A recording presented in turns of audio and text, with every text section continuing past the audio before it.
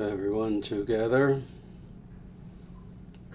Jaya Shriman Nārāyana. Jaya Shriman Nārāyana.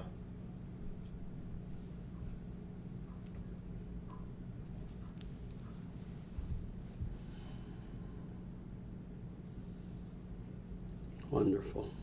Namaste, everyone, and welcome to the latest live stream Satsangha of the International Sanatana Dharma Society here on YouTube.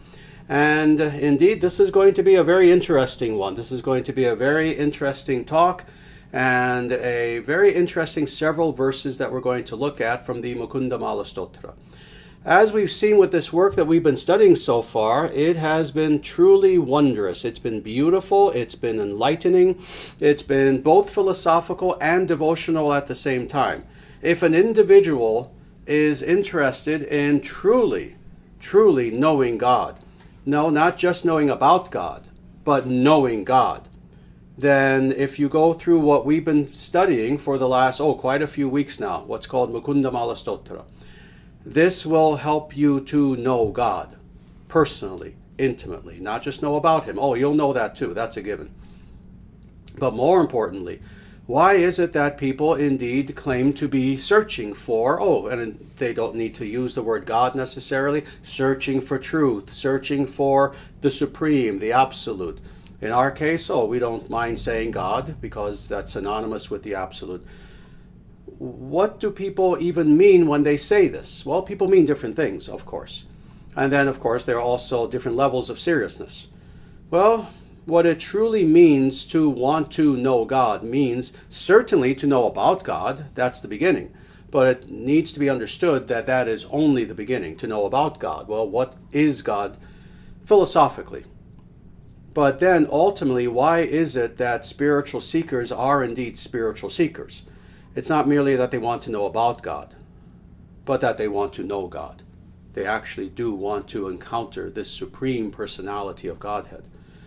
Well, with everything that we have been doing, certainly with the totality of this live stream, with our channel, with our movement, the ISDS, but especially with the last several weeks, several months that we've been going through this unique work called the Mukunda Mala Stotra, we have seen a picture of what it means to know God. And we've seen so many conversations take place, so many different interesting, even literary structures within this work, such that the author, Kulashekara, this great king, can convey his own personal experience of experiencing God. Well, now we have another interesting construct where he is addressing a very interesting being. And this is Madana, Kamadeva. There are many different names for this being. This is a demigod. This is one of the devas. And very specifically, he is, actually it's incorrect to say he is the equivalent of. Rather, the equivalent of him that we would know in the West is Cupid. He is Cupid. And that is, he is the god of romantic love, of, even sexual love, even lust, etc., etc. That's who he is addressing. He's talking to this person. Now, Madana, or Cupid, Kamadeva, whatever you wish to call him, is not at all a bad person. On the contrary, he's a good person. He is a deva, he is a god, and he has a task, he has a duty, as is the case with all of the gods. They have their own duty that they have to perform. The same thing with him. And that is that, when it is necessary for him to intervene, and sometimes he'll do this in an intercessory sort of way, that is, the gods will ask him to intervene and to have two people fall in love, and usually for a very important reason. It's important destiny-wise that these two individuals fall in love. They'll call upon this deva to go, and what does he do? Again, just like the Western concept of Cupid. You see this, of course, around Valentine's Day, and how interesting is it that we're talking about this the day after Valentine's Day.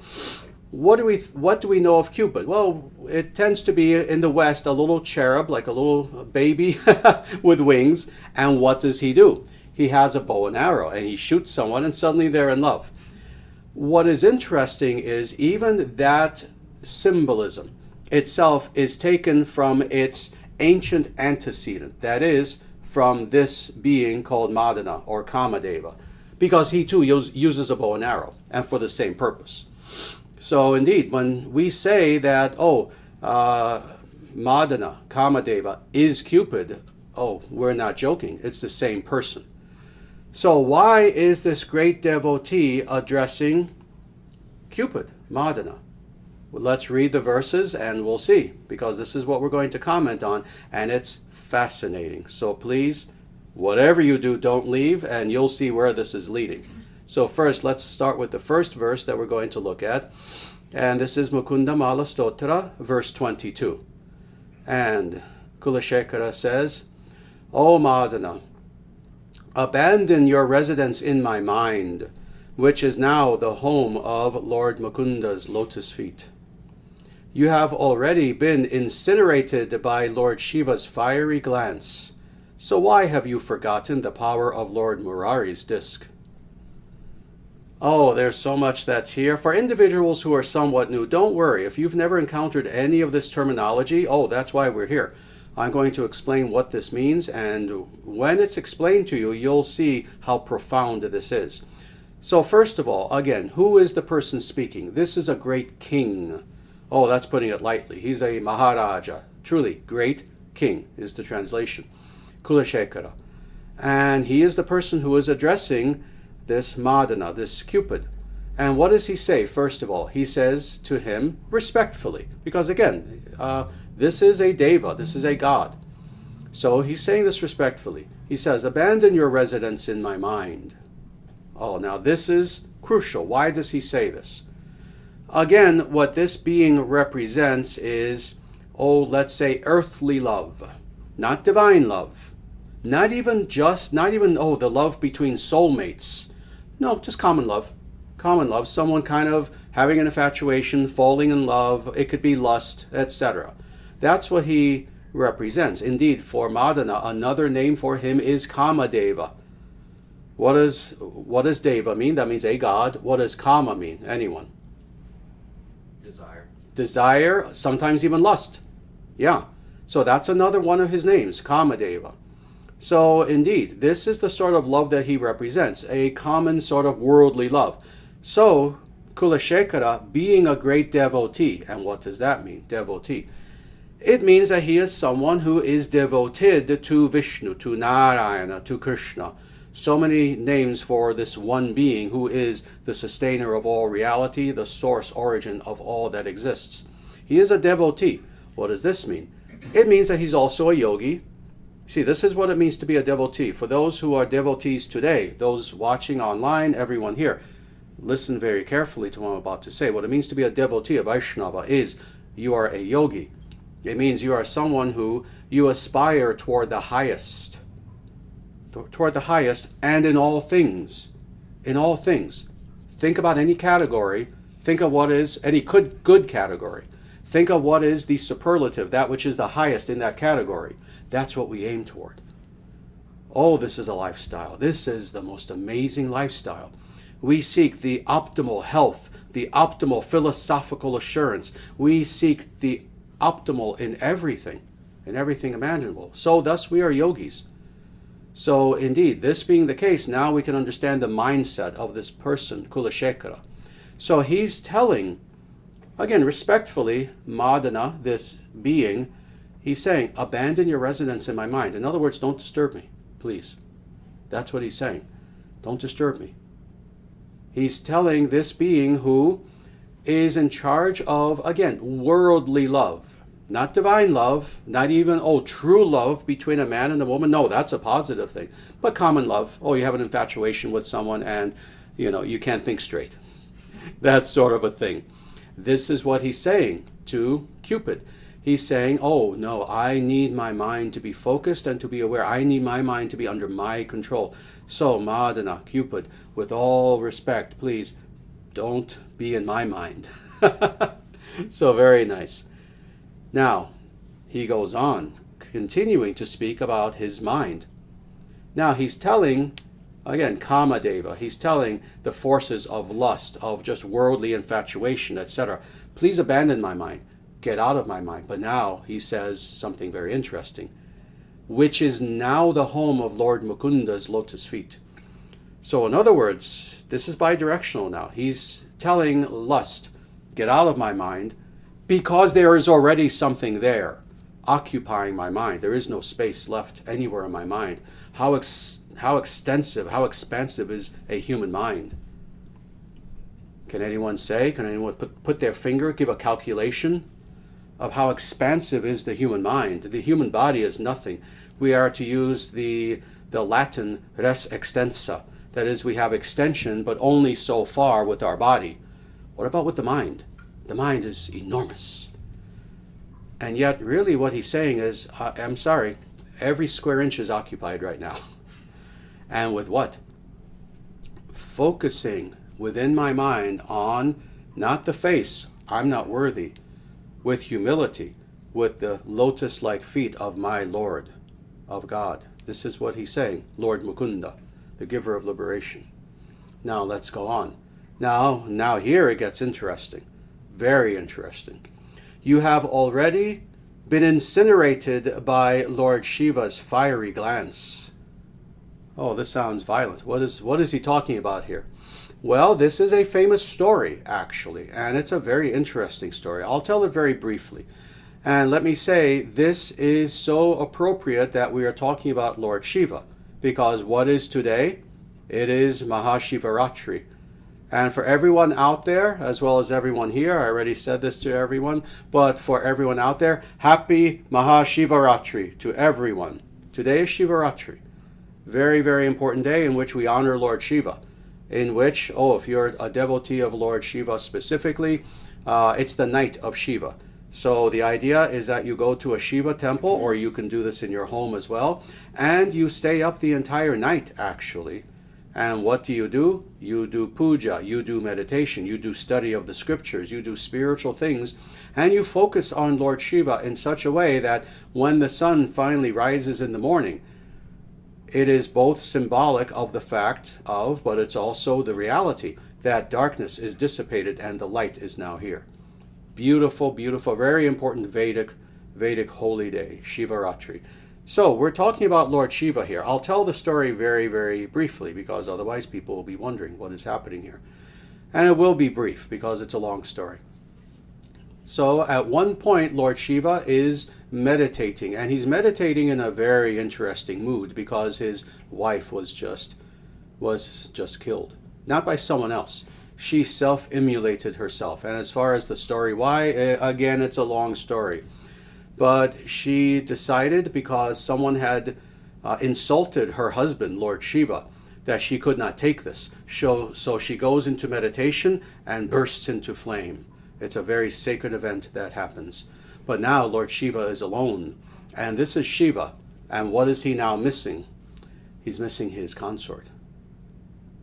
He's missing his consort. He's missing his soulmate. He's missing his wife. And what does he do? He goes into meditation, but in a very different mood. See, Lord Śiva, he is the master of meditation. But he goes into meditation in a mood of longing, in a mood of sadness, because his wife is not there. But still, he is determined. He has a task. He wants to go into meditation and be in meditation for a very long time. Upon whom is Lord Śiva meditating? On Nārāyan, because he is the greatest of Vaishnavas. So he is in meditation. And in the meantime, the gods have their own plan. There is a war that is going to take place, and they need Lord Śiva to now procreate and to give birth to Kartikeya, who's going to be one of the generals of the gods. And they want him to mate with now what is the rebirth of his wife. Her name was Sati, now it's Parvati, but she's back. But he, in the meantime, knows, no, now is the time for me to meditate. I know what I'm doing. Leave me alone. And he's meditating. But who do they call upon? Madana. They call upon Kamadeva. Oh, listen, Shiva's there. He's meditating. Go and shoot him with your arrow and have him want to procreate with his wife, Parvati, who is now back. And he says, oh, absolutely, I'll do that. And he does. He goes and he takes an arrow of flowers. It's composed of flowers. And he shoots Śiva. Good idea? No. No, not a good idea. This is Lord Śiva and he's meditating. Nobody disturbs Lord Śiva when he's meditating. So upon feeling these flowers hitting him, he doesn't open his eyes. He opens his Agya chakra, his third eye, and he incinerates Kamadeva, literally to ashes. Now, at this point, of course, it's a very sad thing, but he is approached by both Parvati and by Rati, who is the consort of Kamadeva. And they say, oh, Lord Śiva, and they apologize. They say, we're so sorry that he did this to you, that Kamadeva hit you with that arrow. But please, we need him. He's of importance because, interestingly, because Madana, Kamadeva, was now gone, love ceased. People could not fall in love anymore. People were not mating anymore, etc. So they said, please, we need him back.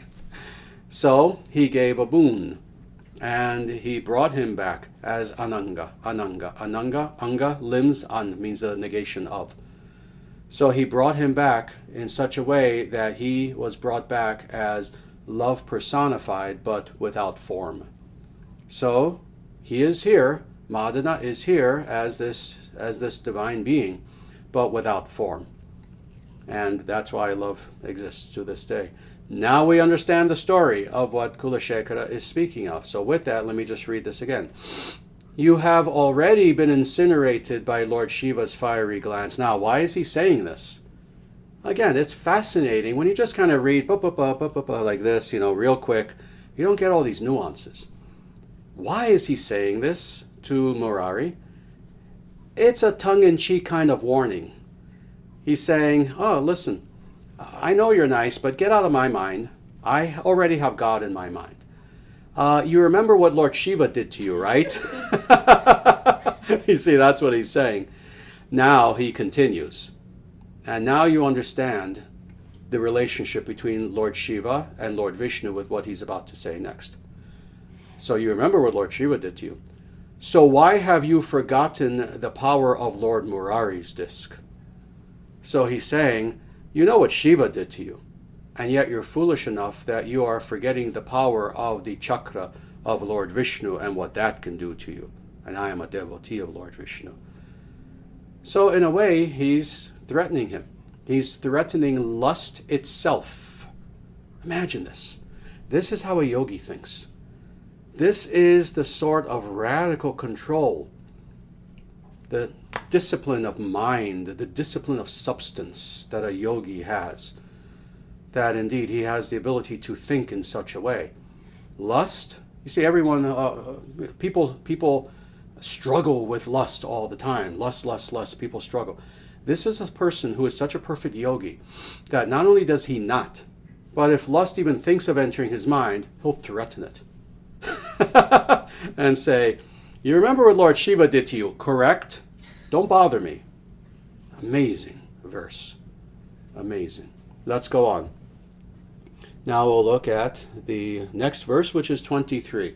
And I'll read this and then comment upon it. But indeed, very beautiful verses. Think only of your master and sustainer, the Supreme Lord, who is known as Nārāyan and Mādhava, and who lies on the body of the serpent Ananta. He is the darling son of Devakī, the hero of the demigods, and the lord of the cows. And he holds a conchshell and the bow, Śārņga.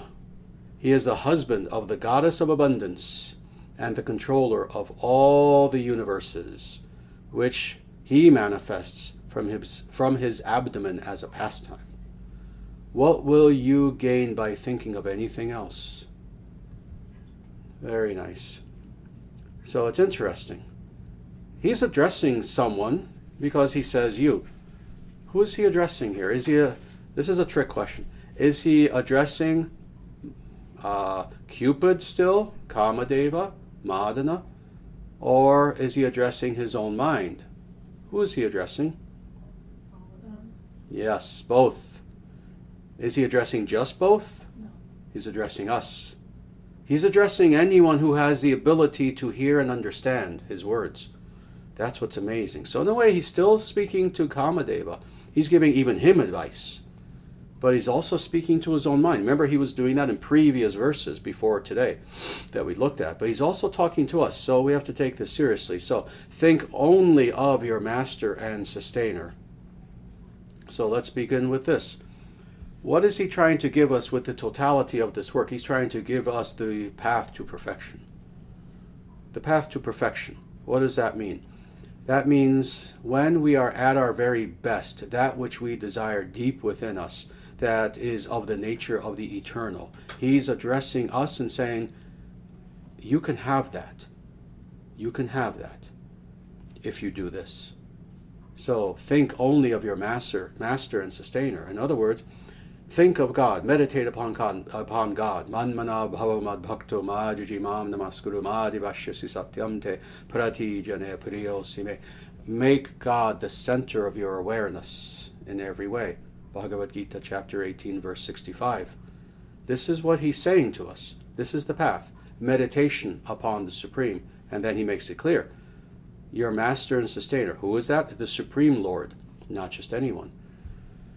You see, a lot of people today and all throughout history will take mini beings, other humans, powerful, lords of villages. Remember that verse? Some lord of some tiny village, politicians, etc. They'll make that person their master and sustainer. They'll think, oh yes, this politician who I'm in his pocket, but he's giving me money, because 99% of politicians are corrupt. People will say, oh, this person, that person, this one's my master and sustainer. Oh, Kamadeva just hit me with an arrow. Oh, I'm in love with this person. They're my master and sustainer. No. He makes it quite clear. The Supreme Lord is your master and sustainer. Now let's go on. To make it even more clear. See, it's interesting. Do we not want clarity on the spiritual path? If you don't, or if you act like you don't, then that by definition means insincerity. If you want vagueness, that by definition means insincerity. Do we not want clarity? Yes, we do. He makes things clearer, clearer, clearer, clearest. So think of your master and sustainer. That could be anyone. Who is that? No, the Supreme Lord. Oh, okay, the Supreme Lord. All right, let me make up a name for that. No, he makes it clear. He gives you the names of God, Nārāyan and Mādhava. So Vishnu Tattva. And then he makes it even more clear by painting the picture of what God does, who lies on the body of the serpent Ananta. So this is indeed the serpent upon which Lord Vishnu, in one of his secondary features, lies and rests. So he's making this clear. Now he goes on. He is the darling son of Devakī. Now he's talking about not just Nārāyana in general, but now he's talking about the avatar of Nārāyana. And let's make this very clear. Lord Krishna is an avatar of Nārāyana. At some point in the near future, when we are finished with Mukunda Mala Stotra, I might do one other series on on another Vedic scripture that I'm very eager to do. But maybe after that, we're going to have an entire session where for the entire session, I'm going to drown people in verse after verse after verse after verse after verse after verse after passage after chapter after verse from the Vedic scriptures, in which it makes it clear that Krishna is an avatar of Nārāyana and not the other way around. I've been waiting for quite some time to do this and gathering the verses for the last 50 years. But that will come. But now he's talking about the avatar, Lord Krishna. He is the darling son of Devakī, the hero of the demigods. So, first of all, the darling son of Devakī. This is simply to establish that indeed he's talking about Lord Krishna, the hero of the devas. How can the devas have a hero when they're heroes? See, there are many, many different names for the devas. They're also called Virya. They're called heroes. But this is the hero of all heroes. If you can take all the heroes of all humanity from the very beginning of time up until now and put them all together in one place and ask them, who among you is the greatest of all heroes? What is the most amazing thing is that they would not all even look at each other. What they would all do in unison, if they were in spiritual form, is they would take their hand and they would point up and they would say, Lord Krishna is our hero. Imagine that. An army of heroes as far as you can see. And if you ask them, who among you is the greatest of heroes? All of those arms, thousands upon thousands of them, would go like this, and they would tell you with their mouth, Lord Krishna is our hero.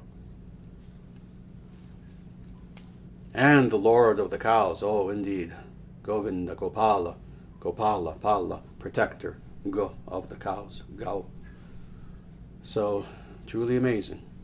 And now to make it even more clear, so that you know who he's talking about. Is he talking about, some worldly figure? No. There's no speculation here, you see. This is why he makes it so clear. He goes on. And he holds a conch shell. This is one of the symbols of Lord Vishnu. And the bow, Śārņga, Śārņga. That is the bow of Lord Krishna. You see, as I've mentioned in the past when we talked about Kshatriya culture, when you have a true Kshatriya, a true warrior, and this has been the case even until somewhat recently and in many cultures throughout the world, your weapon is alive. You bestow life to your weapon and you give it a name and you treat it as a person and you treat your very weapon with respect. So indeed, Lord Krishna has his own bow. But he goes on.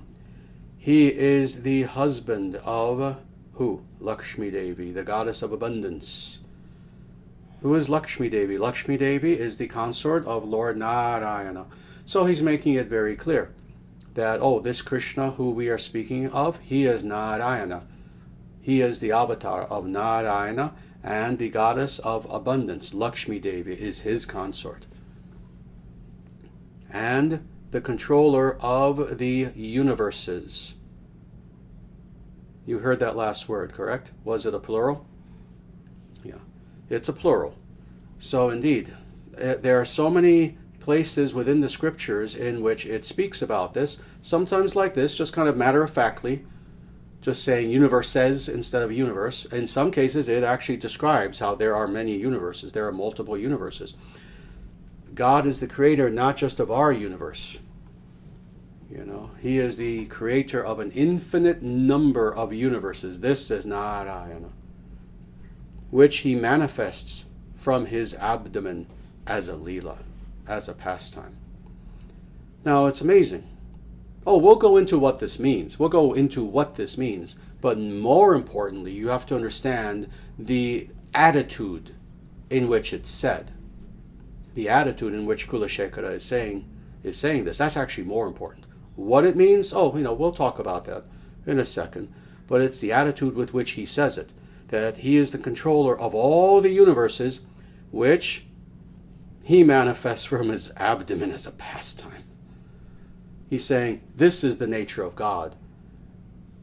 People will ponder the nature of the universe. People have since the beginning of time. Well, God is the controller, the source, origin of multiple, unlimited numbers of universes. And he does that just for fun. That's God. Now, what does this mean? That he manifests from his abdomen. Well, this is how the universes are created. That indeed God is, Nārāyana is in Yoga Nidra, that is, he is in a sleep-like state in which he is dreaming, and the manifestation of his dreams becomes these universes that emanate from him. They emanate from his pores, they emanate from his breathing. And then, to create a specific universe, he enters into each and every specific universe. He also lies down there, and from his abdomen there grows a lotus flower. That lotus flower blooms, and in the midst of that lotus flower there is the first being within that given universe. Who is that being? Brahma. So this is what he's saying. He's saying, you cannot even understand the extensive grandeur of what we're talking about with one universe. what to speak of an unlimited number of universes. And they're all created by who we are talking about, God. And all of this, he just does for fun. It's just a leela. It's just a pastime. So astounding. And now he ends this verse with a question. What will you gain by thinking of anything else? What will you gain by thinking of anything else? In other words, we all think. We all think. The mind is a powerful thing. We've looked at verses from Bhagavad Gita, not so much with these live streams, but I do many streams actually, including on our Discord server actually. Once a week minimally, I do a stream on there that's just for our serious devotees. And we looked at some verses several weeks ago from Bhagavad Gita where Krishna explains that the mind is something that is our greatest friend or our greatest enemy, depending of course on how we use it. It's a double-edged sword, and it's a sharp sword, so we have to make sure that we use it properly. So that being the case, of course, when he says, what will you gain by thinking of anything else? He's speaking to us, and what he's explaining is this. We all have this powerful tool known as mind. Most of us use it like garbage. Most of us abuse it. Actually, most of us scarcely really use it. We use it a certain percentage of the time, purposefully use it. 5%. Oh, we're grand intellectuals. Maybe 15%. But really the mind uses us for the most part. For most beings, the mind uses us. That is, the mind will do its own thing, and we allow ourselves to be dragged away on a roller coaster, a crazy roller coaster. When I was a child, when I was like 7, 8, 9, 10 years old, my parents would take me to Coney Island because I was born and raised in Brooklyn, New York. And they had roller coasters there. I can't remember the name of the main one, but there's a roller coaster there that's been there for like 80 years or something like that. And it's a massive roller coaster. And for fun, I would go on that roller coaster even when I was 7 or 8 years old. But it was a ride. And when you're on a roller coaster like this, you know you're not in control. You can grab on and just hope that you can, but you're not in control. The roller coaster is in control. Well, for many people, that roller coaster is the mind. And it's not something that we're in control over. Well, this is why we become yogis, is such that we can have control over the mind, such that the mind is like steel. It's like the sharpest sword. So, with that in mind, what is he saying? You're going to use your mind for all sorts of nonsense anyway. You're going to use your mind to fantasize, to be an anxiety, to plan, plot, etc., etc. So, all that being the case, don't waste your mind with all these things. What will you gain, indeed, thinking about anything else other than what we are speaking of here, which is Nārāyana? Think of Nārāyana, and you will have everything that you need. So this is what he is saying. Very nice. With that, let's go on to the last verse that we're going to look at today. And indeed, just to say this quickly, oh my Lord, this work, the Mukunda Mala Stotra, is amazing. And we've seen so far, we're only about to do verse 24. Of the 24 verses we've seen so far, they've been amazing. They've been absolutely amazing. So let's look at this verse now. Now, he started by addressing Kamadeva, who is the god of worldly love, lust, etc. Then with the second verse, he's kind of addressing everyone, but he's addressing living beings. He's addressing still Kamadeva. He's addressing his own mind. He's addressing all living beings. Now he's going to address God himself.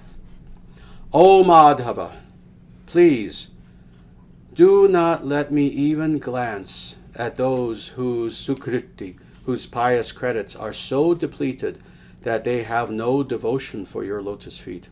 Please do not let me be distracted from listening to the worthy narrations of your pastimes and become interested in other topics. Please, O Lord of the universe, let me pay no attention to those who avoid thinking of you, and let me never be unable to serve you in some menial way, birth, after birth.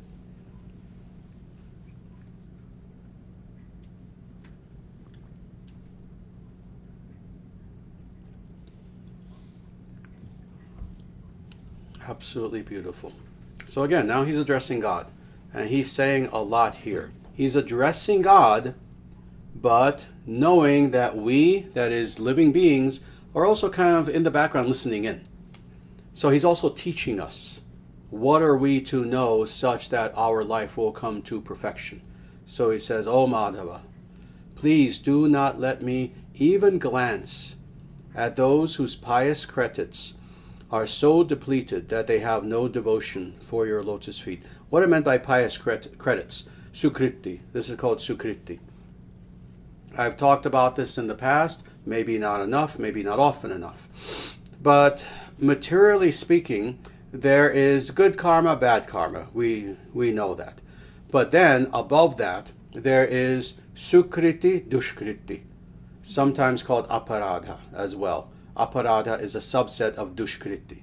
And that is doing pious spiritual activities versus doing the opposite, doing activities that have harmed us spiritually. In other words, we've done something offensive toward God, toward a great being, etc. So this is what he's talking about. He's saying, please, Lord, do not let me even glance. In other words, keep away from me those individuals.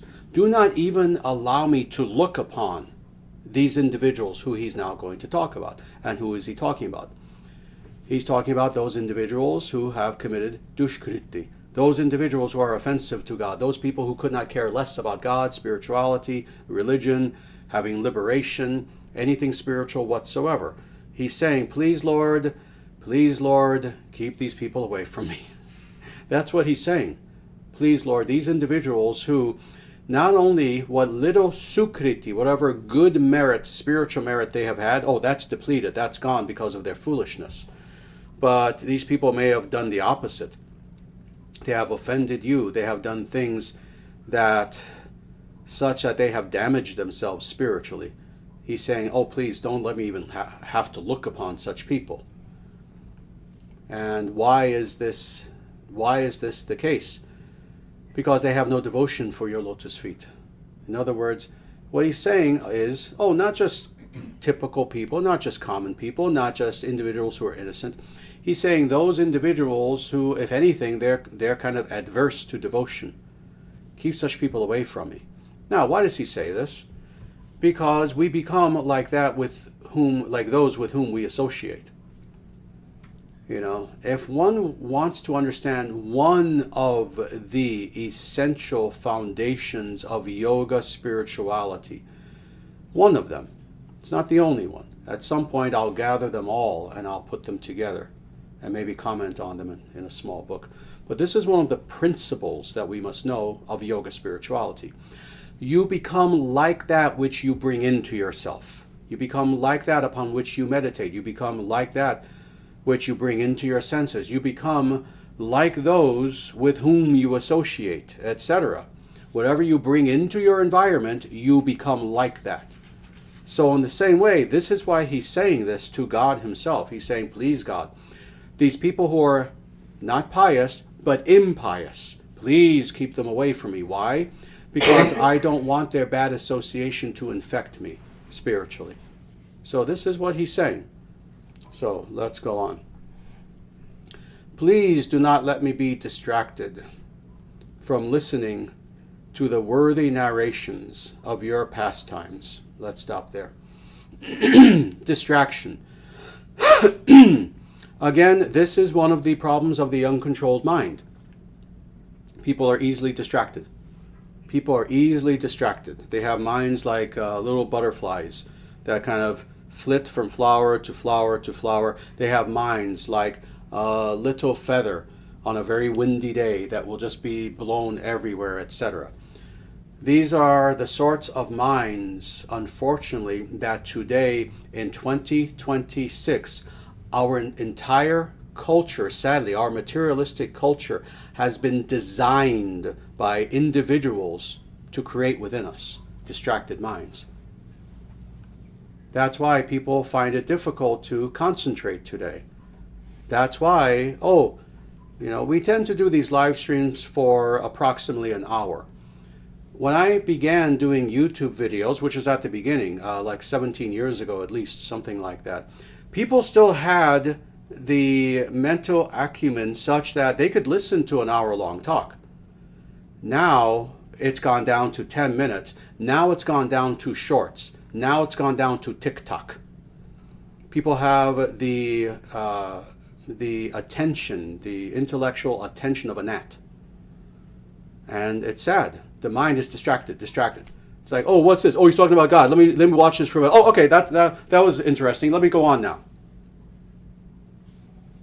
How amazing that there can be someone giving you the secrets of the universe. And that's the attention span of someone. What? Secret of the universe? What? Oh, okay. Let me go on. Something else. Oh, scroll. Our minds are supremely distracted today. So he's saying, please do not let me be distracted. No. With one-pointed yogic awareness. Oh, here's another one of these foundational principles of yoga. You remember I said there are several of them. Someday I'm going to list them all off. And that is, what does it mean to be a yogi? It means that your awareness, your attention, your focus is like a laser beam that does not move. You see, remember Lord Śiva in his meditation, and a god, for him, a nothing god compared to Lord Śiva. But Madana comes to him and bothers him from his meditation, and we see what Lord Śiva did. That's concentration. So this is what he's asking. Please do not let me be distracted. And from what? From listening to the worthy narrations of your pastimes. So what are the pastimes? What are the leelas of God? These are contained in so many of the Vedic scriptures. And these are the stories of God. Let me pause for a second. Let me repeat that. The Avengers? Superman? No. These are not just stories. Like you pay how much does it cost to see a movie now in the movie theater? $50? It used to be like $3 when I was younger. Yeah, it's not like that. It's not a story like that. These are stories of God. These stories are contained throughout the totality of the Vedic scriptures. Again, let's get back to a theme that I started off with. I want to know God. I want to know God. If you want to know God, follow Sanatana Dharma, because we quite literally have hundreds and hundreds and hundreds and hundreds and hundreds, shall I go on, of stories about God and what he does and what he likes, and God literally teaching us personally, etc. These are what he's talking about, the pastimes, the lila of God. These are contained in all of the Puranas. These are contained in Mahabharata. These are contained in Ramayana. These are contained in so many scriptures that it's amazing. So he's saying, please let me be able to listen to the worthy narrations of your pastimes, speaking to God. This is one of the ways in which indeed we reawaken our God consciousness, by hearing about God. So when we say stories of God, oh, these are not like other stories at all. These are stories which, when we listen to them, the stories are perfection. The stories themselves are windows onto the spiritual world. This is one of our processes. The process of a yogi is you listen as these stories are being narrated. And so please do not let me be distracted from listening to the worthy narrations of your pastimes, and to instead become interested in other topics. So he's saying, please don't let me become interested in other topics, but instead to just focus in an undistracted sort of way on these narrations about God. So indeed, every other topic that can be mentioned, any other topic, oh, are they of relative importance? Some more important than others. Some are garbage. Yes, some are garbage altogether. Again, Avengers. Comic book movies are garbage. Are some stories, narrations, etc., of more importance? Oh, of course, maybe history, Maybe, certainly great literature that is edifying in nature, something like Lord of the Rings. Listen to that. So there's a gradation, there's a hierarchy of story. But the greatest story, the greatest topic of all, is that which is a narration of the pastimes of Nārāyan. Very good. Please, O Lord of the universe. So again, this is Mādhava, this is Mukunda, this is Nārāyana, the Lord of the universe. Let me pay no attention to those who avoid thinking of you. So again, he's getting to the theme that he started off with this verse. Those individuals who, it's not just that they're not thinking of God, they avoid thinking of God. So again, he's not talking about just, the innocent, common person who, they're not a yogi, but they're a pretty nice person. No, that's not who he's talking about, to make this clear. He's talking about individuals who, they're doing everything in their power to avoid thinking about anything big, anything higher, anything deep. He's talking about atheists. He's talking about materialistic people. He's talking about hedonists, etc., etc., etc., the truly bad people. He's saying, please let me pay no attention to such people. In other words, again, keep such people at bay. Keep them far away. This is not far enough. My arms don't extend far enough. If my arms were to extend 100,000 miles, that would be kind of close to how far away we should keep them from ourselves, such that they don't adversely influence our mind. So indeed. And let me never be unable to serve you in some menial way. Let's just pause there. And then we have three words after that. And let me never be unable to serve you. Indeed.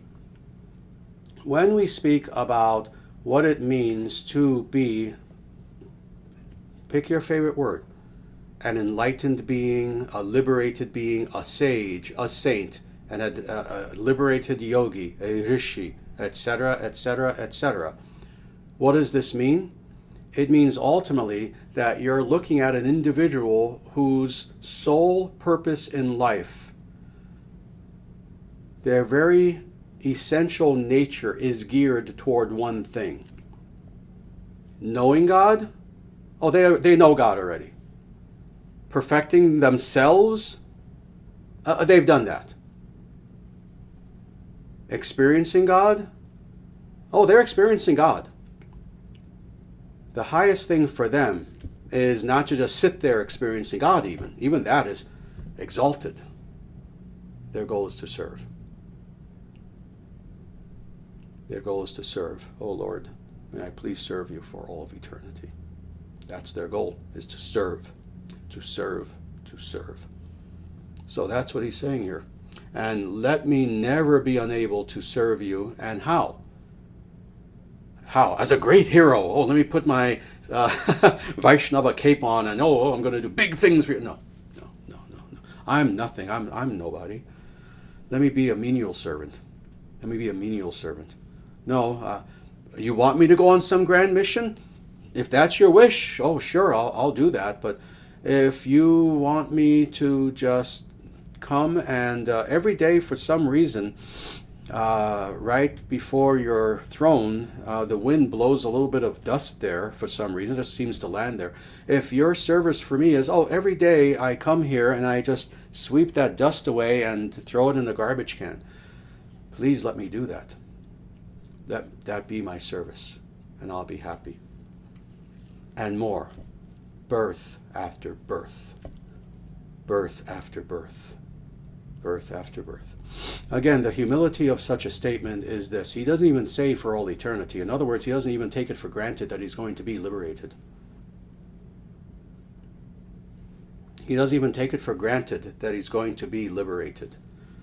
Will he be liberated? He truthfully, existentially, looking at him objectively, at this devotee, this mindset, of course, he's already liberated. But for him, he's not even asking for liberation. He is liberated. Keep this in mind. And he doesn't even care.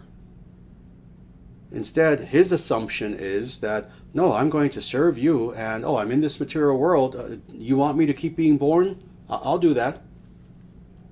He doesn't even care. Of course, he is liberated. At the end of this lifetime, he will be in Vaikuntha. But in his mind, as long as, Lord, I am serving you, whether it's in Vaikuntha, whether you want me to keep being born and doing interesting things here for you, that's fine. As long as I am always serving you. So that is Kulashekara.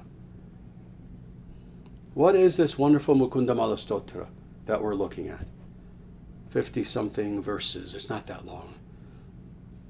But each verse is like this, so deep, so profound. What is it really? It is the realizations of the heart and the true mind, the clear, crystal clear and pure mind of someone who is the highest of sages, written down, such that we can now have a glimpse into the mind of a perfect being. That's what this is. That's what this is. This Mukunda Mala Stotra. You know, I give these examples because I know that many people in our audience are Westerners in Europe. Indeed, we have followers in every nation, every single nation of Europe, etc. We have followers throughout the world. So I give these examples such that people can understand, you know, who are not necessarily born in the Vedic household. Imagine in your mind someone like a Jesus. Someone like a Buddha, Gautama Buddha. Again, think of a great saint beyond words. Imagine that you could somehow, with great humility, truly look into the mind and heart of such a being. What would you see? What you would see would be such words and such thoughts. This is what you would see. This king of all people, King Kulashekara, who was also a very great devotee, a very great yogi, someone who was so absolutely surrendered at the feet of God that he himself was a liberated saint. Being such a person, he, in his mercy, decided to actually take his heart and his mind and write it down in these verses for us to read later, such that we can also benefit. So truly, truly amazing. So, with that, we will indeed stop here. Before you leave, however, don't leave just yet. We're not quite at the top of the hour. We will end at the top of the hour. Just a few things. First of all, for those individuals who are new here, who you just happen to come upon this channel somehow, this live stream, I want to encourage you with great humility to please come back. We do this every single Sunday. We're here in the Midwest of the United States of America. We're in Omaha, Nebraska. So Central Time, we do this every Sunday at 2 p.m. I ask you with great humility that you please take advantage of this channel and these live streams. Come back every Sunday if you can at 2 p.m. Central Time. And keep coming back, because this channel will help you to grow spiritually if that's what you desire. That's the whole purpose of this channel. This is not just a stream. I'm not some social media influencer. I'm a guru. Everything I know, everything I learned, everything that I am, I became before the internet even existed. So I'm not some social media or YouTube influencer. I'm a guru. I'm a spiritual teacher. And what we have is something truly wondrous. We have a movement called the International Sanatana Dharma Society, where what you learn on this channel, we do. We do. We practice. So please take advantage of this. Always come back, subscribe. Have you subscribed yet? If you haven't, please subscribe.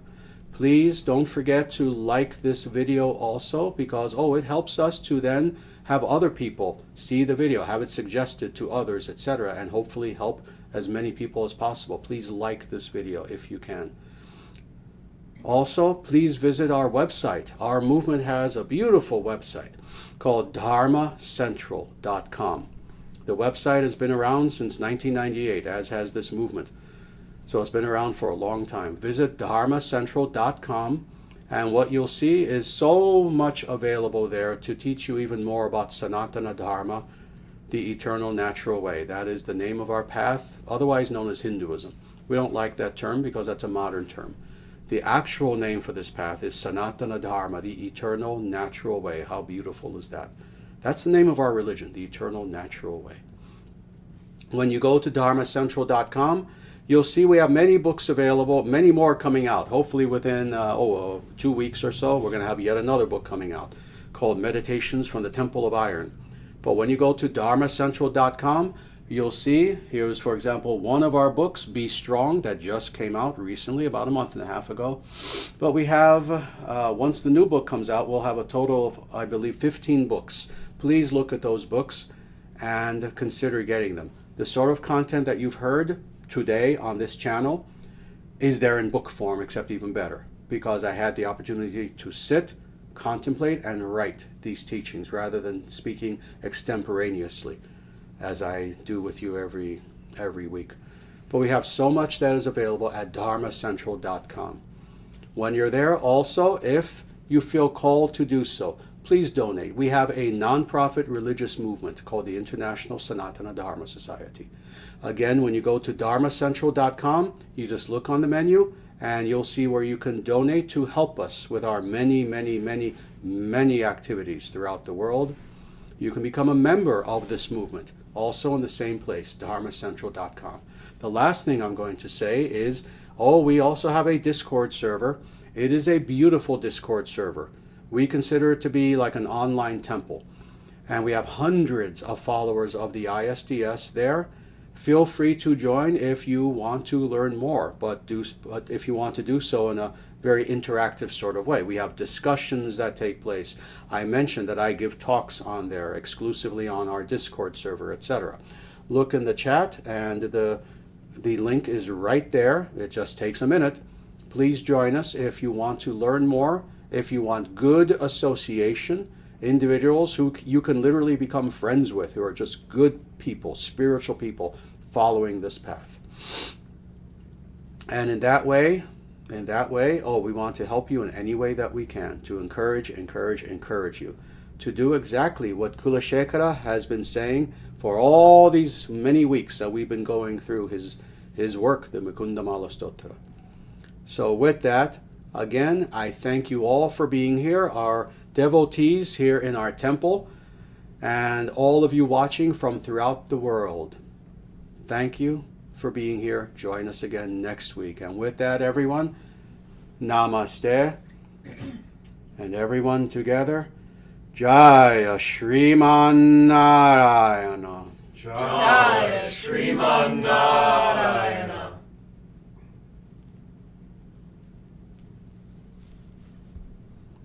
And everyone, until the next time that we meet, namaste.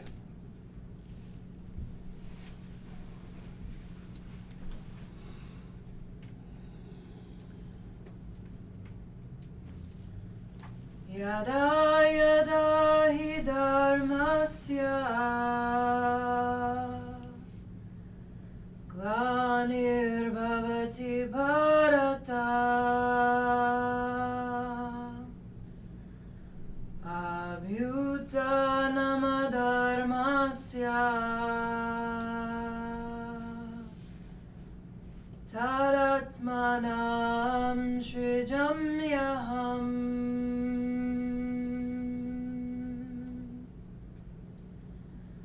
Paritranaya sadhunam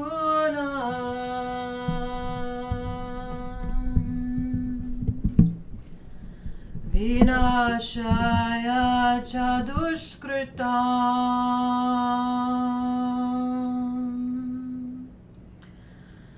dharma sangstapanartaya